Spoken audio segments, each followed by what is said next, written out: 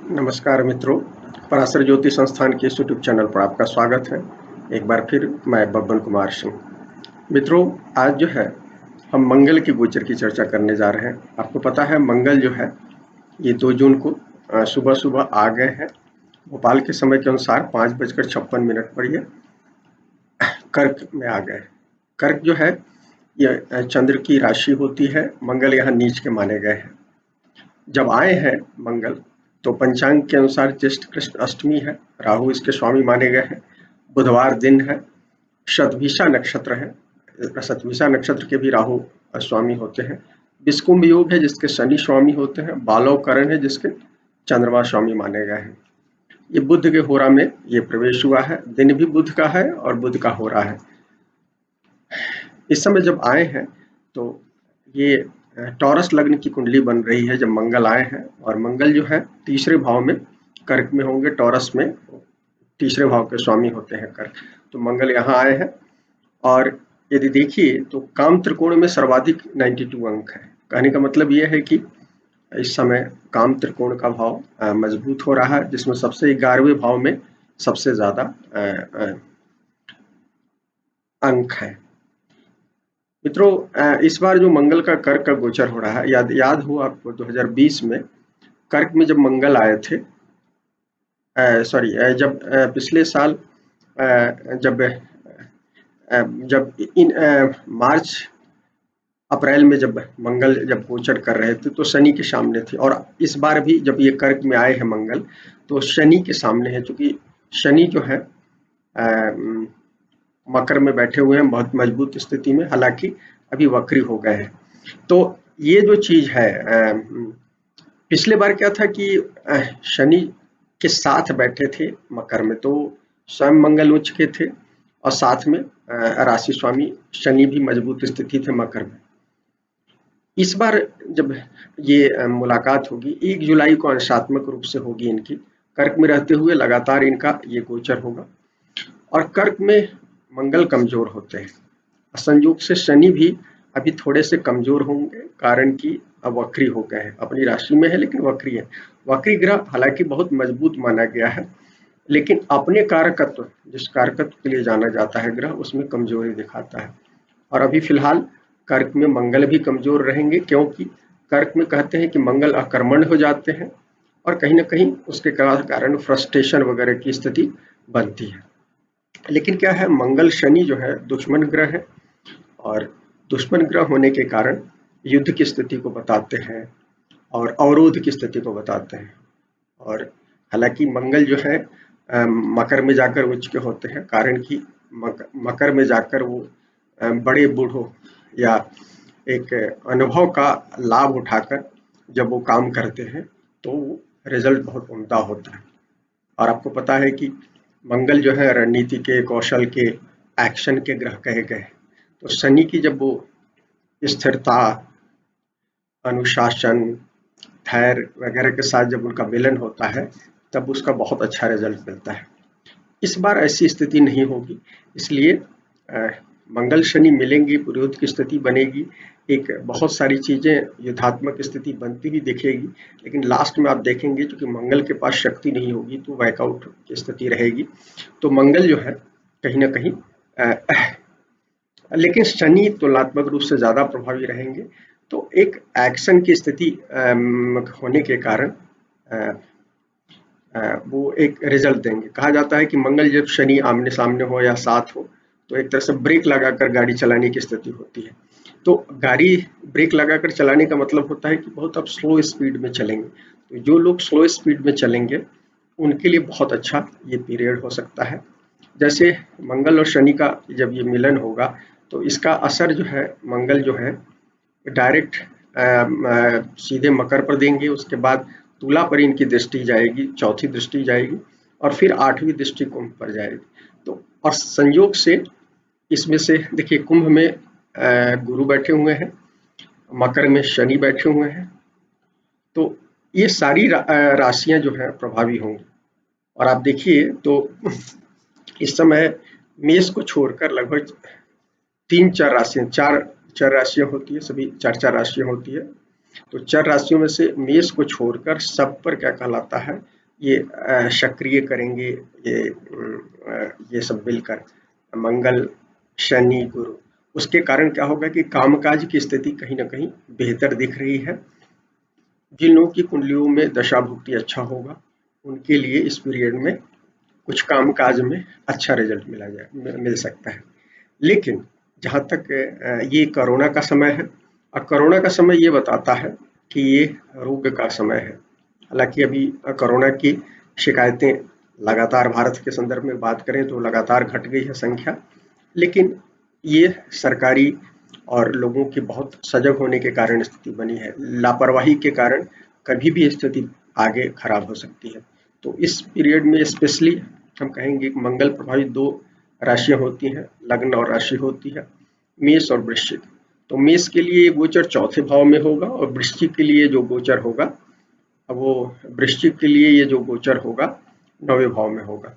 तो निश्चित रूप से आपको देखना होगा कि मेष के जातकों को अपने जो लोग उम्रदराज लोग हैं, जो रोग से पीड़ित लोग हैं, उनको अपने हार्ट के क्षेत्र का ध्यान रखना चाहिए, अपनी माता के स्वास्थ्य का ध्यान रखना चाहिए और जहाँ तक वृश्चिक की बात है, वृश्चिक के जातकों को अपने पिता के स्वास्थ्य का विशेष तौर पर ध्यान रखना चाहिए, क्योंकि रोग मूलक ये समय है। तो ये उसके अलावा ये कहीं न कहीं हम बताना चाहते हैं कि जिन लोगों की कुंडलियों में छठा भाव सक्रिय है और रोग की स्थितियाँ बनी हुई है, उनको इस समय में अपने पेट का भी ध्यान रखना चाहिए।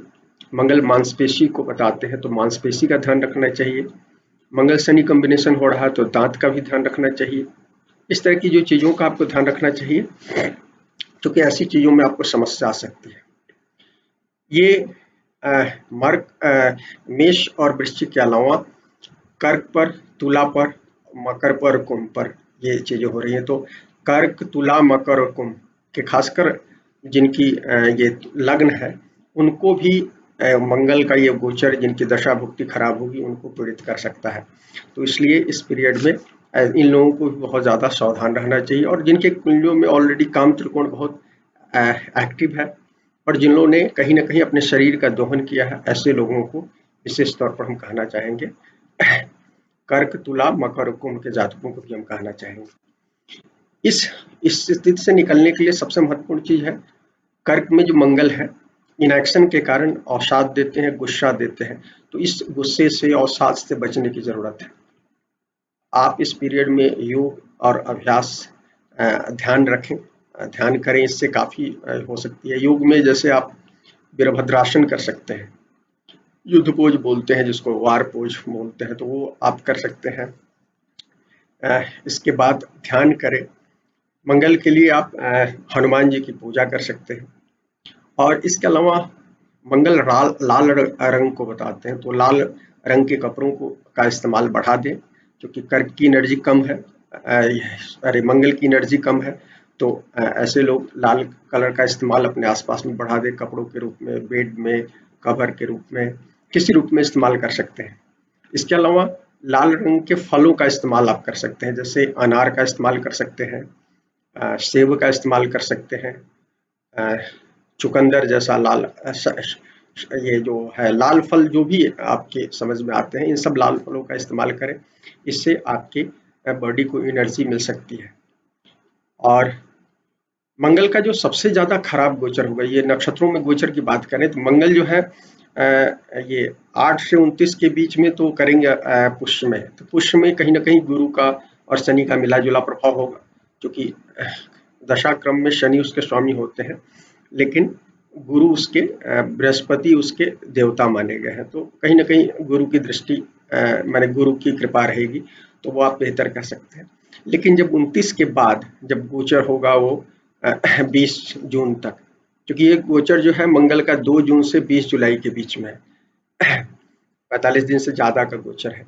तो ये गोचर जो है इस समय में 29 जून के बाद आपको विशेष तौर पर ध्यान रखना है अश्लेषा के गोचर में, क्योंकि अश्लेषा में ही 28 डिग्री पर मंगल नीच के होते हैं, तो उस समय 28 डिग्री के आसपास जब होंगे तब। और एक खास बात है कि 1 जुलाई को जब शनि के एकदम अंशात्मक रूप से होंगे, तो हम आपको कहेंगे कि अंशात्मक जब मंगल होंगे तो युद्ध की स्थिति बनेगी मंगल के साथ शनि की, तो उस पीरियड में 2, 4, 5 दिन पहले से लेकर 5 दिन बाद तक आप अपने स्वास्थ्य का विशेष रूप से ध्यान रखें। और हालांकि जिन लोगों की कुंडलियों में अच्छी स्थिति में होंगे उनको कहीं ना कहीं काम काज में वो बेहतर रिजल्ट देंगे। मित्रों, राशिफल बताता हूँ। आजकल मेरा स्वास्थ्य बहुत प्रॉपर नहीं है, इसलिए मैं वीडियो भी डालने में देरी हो रही है और लगातार लोगों के मैसेज भी आ रहे हैं, तो माफ़ कीजिएगा। और इसलिए हर चीज़ का डिले हो रहा है और शेड्यूल मेंटेन नहीं कर पा रहा हूँ। मित्रों, राशिफल की बात कर रहे थे, तो सबसे पहले फटाफट हम 12 राशियों के लिए बात करते हैं। उससे पहले हम बता दें कि इसको लग्न से देख सकते हैं और चंद्रमा से देख सकते हैं। ये मेष लग्न और राशि वालों के लिए मंगल क्या होते हैं, लग्नेश भी होते हैं और 8वें भाव के स्वामी होते हैं, और ये चौथे भाव में जा रहे हैं। तो माता पिता की सेहत, स्पेशली माता की सेहत विशेष तौर पर ध्यान रखिए। और आप भी यदि ओल्ड एज में है या आपकी कुंडली में छठा भाव बहुत सक्रिय है, आपका लग्न कमजोर है, तो आप अपनी भी सेहत का ध्यान रखें और साथ में पिता की भी सेहत का ध्यान रखना चाहिए इस पीरियड में। और चूंकि मंगल चौथे भाव में जाएंगे, चौथे से मंगल की दृष्टि 7वें पर रहेगी, तो दाम्पत्य सुख में भी कुछ कमी दे सकते हैं या तनाव दे सकते हैं। या आपकी परिवार में जो आपके जीवन साथी होंगे उनका हेल्थ प्रभावित हो सकता है, इस चीज का ध्यान रखें। कार्य व्यापार सामान्य स्थिति मुझे दिख रही है, क्योंकि दूसरे कई और गोचर थोड़े से सहायक है। तो आपकी दशा भुक्ति अच्छी है तो कार्य व्यापार उत्तम होगा, और यदि दशा भुक्ति अच्छी नहीं है तो सामान्य हम कह सकते हैं। मित्रों, वृषभ लग्न राशि की बात करते हैं। इसमें दूसरे और ये 12वें और 7वें के स्वामी होते हैं, व्यय भाव के और सप्तम भाव के स्वामी होते हैं। मूल त्रिकोण 12वें में होता है इनका, तो आपको ये तीसरे भाव में जा रहे हैं, तो ये चूंकि 12वें के भी स्वामी होते हैं, तीसरे में जा रहे हैं, तो इस समय थोड़ा सा आप अपने उन आपके छोटे भाई बहन के हेल्थ में थोड़ी सी दिक्कत हो सकती है, या उनके साथ आपके रिश्ते तल्ख हो सकते हैं। दो चीजों पर ध्यान रखिए। पराक्रम थोड़ा सा आपका सामान्य से बेहतर ही होगा। हालांकि देखिए, कारक भाव नासाय से देखा जाए तो मंगल तीसरे भाव के स्वामी कारक होते हैं, वहां से गोचर करेंगे तो बहुत अच्छा गोचर नहीं माना जाता है।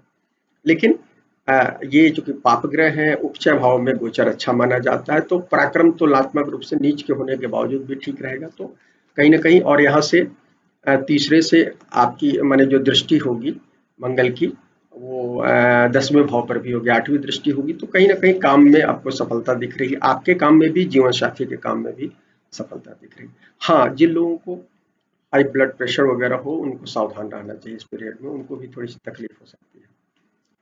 मित्रों, मिथुन लग्न राशि की बात करते हैं हम। इसमें कहेंगे मिथुन लग्न राशि में क्या होता है, ये 11वें और छठे के स्वामी होते हैं। छठा से छठा 11वां होता है। तो मिथुन के लोगों के लिए ऐसे भी शनि का गोचर बहुत अच्छा नहीं चल रहा है, तो इसलिए, और ये दूसरे भाव में गोचर होगा, तो आपको हेल्थ के मामले में खास तौर पर आपके परिवार में हेल्थ की कुछ समस्याएं कुटुंब में दिख सकती है, और या दाम्पत्य में कुछ तनाव दिख सकता है। आपको स्वयं भी यदि आप खान पान में नियंत्रण नहीं रखेंगे तो आपको भी हेल्थ की समस्या हो सकती है।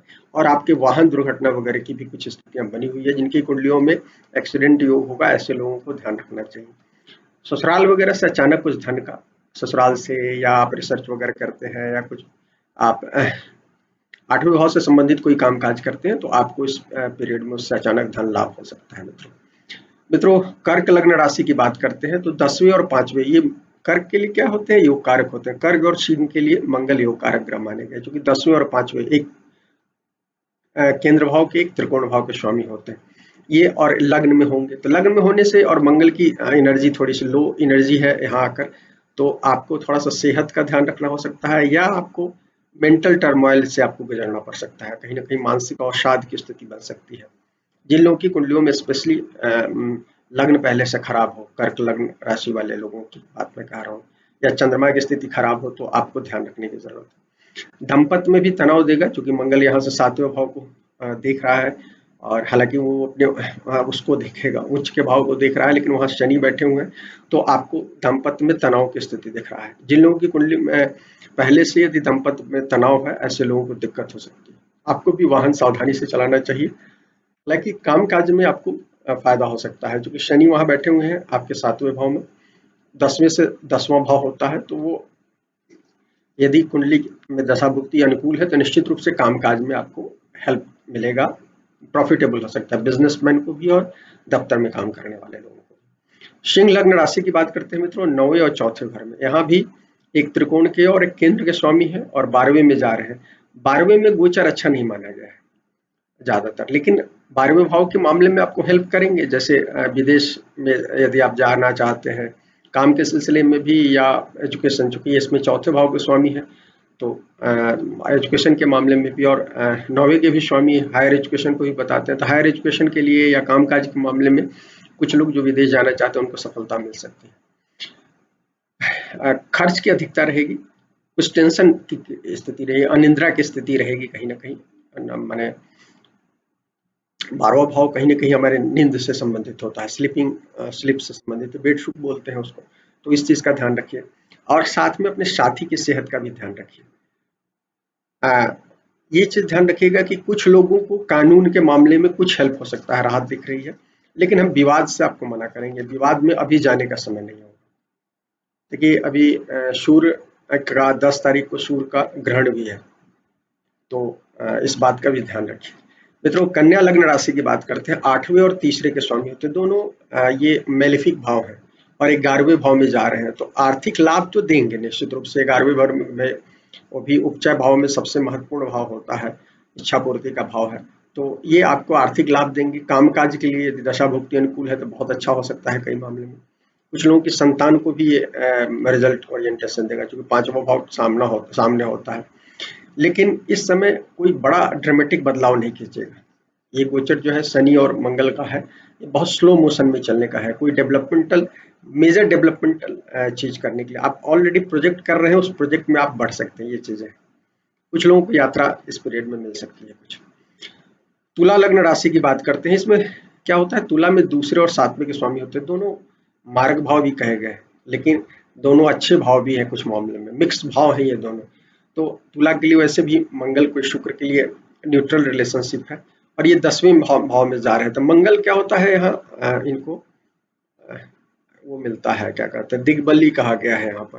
मंगल और सूर्य दोनों 10वें भाव में दिग्बली होते हैं, तो 10वें भाव में होने के कारण आपको कुछ सफलताओं बता रहे हैं। लेकिन एक चीज ध्यान रखिएगा, क्रोध नहीं कीजिएगा। मंगल नीच के हैं, क्रोध की स्थिति क्रिएट कर रहे हैं, तो इस बात का ध्यान रखिए। और यदि आप क्रोध नहीं करते हैं दफ्तर में, तो आपको अपने बॉस से और सीनियर से अच्छे रिलेशंस हैं, तो आपको इसका फायदा मिलेगा, इकोनॉमिकली फायदा होगा, प्रमोशनल भी फायदा हो सकता है, दशा मुक्ति अनुकूल हो तो। काम का ओवरलोड नहीं ले, ये चीज दिख रही है। और यहाँ यदि आप ओवरलोड लेंगे तो कहीं ना कहीं परिवार की तरफ से कुछ तनाव आपको मिल सकता है, इस चीज का ध्यान रखिए। वृश्चिक लग्न राशि की बात करते हैं मित्रों। इसमें क्या होता है, वृश्चिक में लग्नेश भी होते हैं और छठे, मूल त्रिकोण छठे में होता है, और ये यहाँ जा रहे हैं 9वें भाव में। देखिए मंगल का गोचर 9वें में अच्छा नहीं माना गया है, लेकिन क्या होता है, ये मंगल यहाँ लग्नेश भी है, तो कुछ अच्छा भी रिजल्ट होगा, तो कुछ अच्छे रिजल्ट हो सकते हैं, तो काम काज में कुछ सफलताएं हो सकती है। लेकिन हम सबसे ज्यादा कहेंगे कि अपने पिता की हेल्थ का ध्यान रखें, और यहाँ तक कि आप यदि अनियमित है और छोटी छठे का है, लाइफ स्टाइल आपकी ठीक नहीं है, तो आपको भी अपने हेल्थ का थोड़ा सा ध्यान रखना चाहिए। और यहाँ से तीसरे भाव पर उनकी दृष्टि होगी, तो आपको अपने अनुज से, पड़ोसियों से रिश्ते अच्छे रखने चाहिए, अन्यथा कुछ तलखी हो सकती है, या आपके पड़ोसी की कुछ या अनुज की स्थिति हेल्थ संबंधी कुछ खराब हो सकती है। मित्रों, धनु लग्न राशि की बात करते हैं। इसमें 5वें और 12वें के स्वामी होते हैं धनु में, और 8वें भाव में जा रहे हैं। 8वें में कोई भी ग्रह अच्छा नहीं मैं मानता हूँ, हालांकि कुछ शास्त्रकारों ने शुक्र और बुध का गोचर अच्छा माना है, कुछ मामले में उसके फायदे हैं निश्चित रूप से। तो यहाँ मंगल जब आ रहे हैं, तो सबसे पहले तो हेल्थ का ध्यान रखिए। और हेल्थ का चूंकि इसलिए कि कोरोना काल है, तो स्पेशली हम कहना है, आप कोरोना या किसी दूसरी बीमारी से पीड़ित हो सकते हैं, तो इस बात का ध्यान रखें, और अपनी भी हेल्थ का ध्यान रखें और अपने पिता का भी हेल्थ का ध्यान रखें। इन दोनों का ध्यान रखें। साथ में दाम्पत्य मामले में किसी भी तरह का विवाद की स्थिति नहीं रखें, उससे आपको कुछ हानि हो सकती है। जो लोग 8वें भाव से संबंधित काम काज कर रहे हैं, उनको ये फायदा कुछ दे सकता है।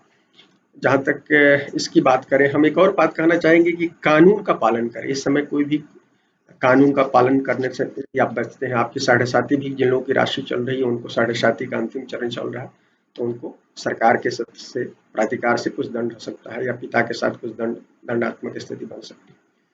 मित्रों, मकर लग्न राशि की बात करते हैं। ये चौथे और 11वें के स्वामी होते हैं। मकर में 7वें में जा रहे हैं, मंगल 7वें मरण कारक स्थिति में होते हैं, तो यहाँ आप हमेशा याद रखिएगा। और 7वें में जा रहे हैं, तो मंगल दाम्पत्य अपने यहाँ मांगलिक कुंडलियों की चर्चा होती है, तो 7वां 8वां भाव सबसे खराब माना गया है। तो मंगल यहाँ जब आ रहे हैं तो आप ध्यान रखिएगा दाम्पत्य में कुछ विवाद यदि जिन लोगों का, और वैसे भी मकर वाले लोगों को दिक्कत होती है, तो ध्यान रखिएगा इस मामले में। साझेदारी में भी विवाद हो सकता है, तो उसका भी ध्यान रखिए। और यदि आप काम-काज बहुत मेहनत करेंगे तो कुछ फ़ायदे की स्थिति दिख रही है, क्योंकि शनि और मंगल दोनों की स्थिति है और दशा भुक्ति अनुकूल है, तो होगा फ़ायदा। आपको छात्रों को भी इस समय अपना ध्यान रखना चाहिए, उनका पढ़ाई-लिखाई से इतर ध्यान जा सकता है, तो इस मामले में ध्यान रखें। मित्रों, थोड़ा-सा स्वास्थ्य के मामले में पेट का ध्यान रखिए और प्राइवेट पार्ट्स से संबंधित कुछ दिक्कतें हो सकती है, इस बात का ध्यान रखें। मित्रों, कुंभ लग्न राशि की बात करते हैं। तीसरे और 10वें के स्वामी होते हैं। मंगल यहाँ छठे भाव में जा रहे हैं। छठे में मंगल का गोचर अच्छा माना गया है। इस तरह से आप कहें तो, लेकिन नीच के हैं, तो मैं तो कहूंगा कि छठे में कोई भी ग्रह आते हैं और जब थोड़ा सा भी विपरीत स्थिति हो तो सेवा भाव से काम करने के लिए, ताकि ऑफिस में आपको कोई दिक्कत नहीं हो। हालांकि थोड़ा सा आपका प्लस रहेगा, मंगल है छठे में, आपके दुश्मनों को नजदीक बने डाउन करके रखेंगे कहीं ना कहीं, लेकिन विवाद स्थिति नहीं रखें। लोग कहीं ना कहीं आपके दुश्मन आपको विवाद में लाकर आपको कहीं ना कहीं थोड़ा सा तकलीफ दे सकते हैं, तो इस बात का ध्यान रखें। दाम्पत्य सुख में 7वें से 12वां होता है, तो कुछ ना कुछ तकलीफ दिखा रहे हैं। और ये इस समय आप ध्यान रखें कि आपका खर्च भी बढ़ सकता है। मंगल की दृष्टि 12वें पर रहेगी तो खर्च भी बढ़ा सकते हैं। और गुस्से पर तो कंट्रोल रखें। मंगल छठे घर में नीच के मंगल है, तो गुस्से पर कंट्रोल रखें, और शनि की दृष्टि में, तो इसका ध्यान रखें। मित्रों, क्योंकि आपकी मिड्स की 7.5 चल रही है, उन लोगों को स्पेशली मैं कहना चाहूंगा, चंद्रमा जिनका यहाँ पर है। मित्रों, अब मीन लग्न राशि की बात करते हैं। ये इसमें तीसरे और 10वें के स्वामी होते हैं, और मैं इसको सेमी कारक ग्रह मानता हूँ यहाँ पर, क्योंकि मंगल जो है इसमें 9वें भाव के भी स्वामी होते हैं और दूसरे भाव के स्वामी होते हैं, तो धन के मामले में तो बहुत सारा सहायक की भूमिका निभाते हैं ये। और ये 5वें भाव में जा रहे हैं, तो धन मूलक तो है कहीं ना कहीं, क्रिएटिविटी के कारण आपको ऑफिस में आपको इसका फायदा मिलेगा, लेकिन इस पीरियड में आपको अपने संतान के साथ कुछ, या तो उनको दिक्कत हो सकती है या आपकी उनके साथ आपके गुस्से के कारण रिश्ते खराब हो सकते हैं, तो ये चीज़ ध्यान रखिए, उनका केयर कीजिए कहीं ना कहीं। छात्रों को पढ़ने लिखने में मन नहीं लगेगा, इस बात का ध्यान रखिए। मंगल पाप ग्रह है, 5वें में गोचर उनका उतना सुटेबल नहीं माना गया है। विदेश में जो लोग हायर एजुकेशन के लिए जाना चाहते हैं उनको उस मामले में कुछ हेल्प मिल सकता है। रोमांस के मामले में भी ये समय अनुकूल नहीं है। हाँ, एक और चीज़ है जिसमें आप नौकरी में, तो हमने कहा कि नौकरी में कामकाज में आपको हेल्प मिलेगा। मित्रों, ये मंगल के बारे में कुछ बात हमने आपसे शेयर की। वीडियो पसंद आए तो लाइक करें, शेयर करें, हमारे चैनल को सब्सक्राइब करें। शुक्रिया मित्रों।